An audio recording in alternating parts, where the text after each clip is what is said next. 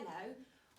These videos are called Making Sense of Phonics for Parents. Now, we realise as teachers that we know all about phonics, but actually it can be a little bit daunting for you parents at home. So I thought I'd talk you through a phonics lesson, what we normally do at school, and what that means for you at home. So every phonics lesson has a structure, and that helps the children understand that each day we're going to do it the same way, and it always starts where we review and we recap what we know. So we do all sorts of little games so children know all their sounds.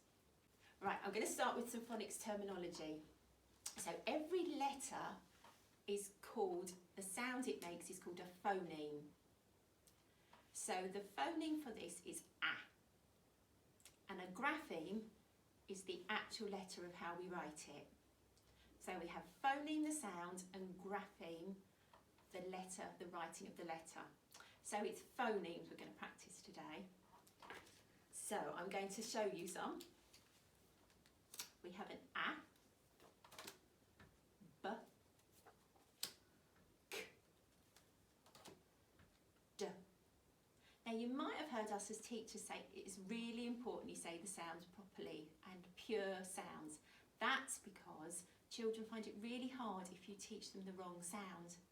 So if you say D instead of D, they find it really hard later when they use them to go together to make words. So a little bit later I will tell you how to make them all, and I'll give you a link online of where to find how to say the sounds accurately for your children. So, things you can do to help your child. You can just go through the letters and ask for them to tell you the sounds, like we've just done, and go really quickly and see how many you can do in a minute. Or you can make it much more fun than that. You can hide them around the house and ask them to go and find you and bring them back and tell you. You can play games by laying them out on the table and getting them to turn them over and tell you the sounds. Like, if you're really adventurous, you can put them in the garden, up the stairs, up to you, but make it fun and make sure that every day you practice each of the letter sounds the children know, and your teachers will have helped you. Now that's fine when we have initial sounds or the sounds on their own.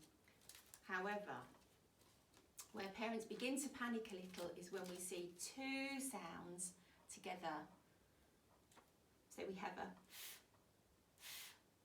as we know as adults, when you read a word like puff, we don't say p-up. Those two letters make one sound, and it's called a digraph. So ask your children about digraphs because they'll be able to tell you. So we have ones like that at the ends of words, like k, l, s. These are digraphs too because we have two phonemes, two sounds that go together to make one new sound called a digraph. So we have sh, whoops, sh, oh lovely upside down. Mm.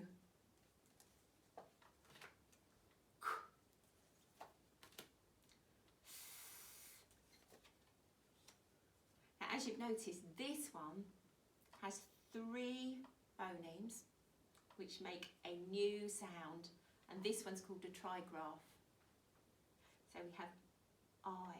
So as your children go on through their phases in phonics, they'll be learning single sounds, phonemes, digraphs and trigraphs, and they all go together to make words.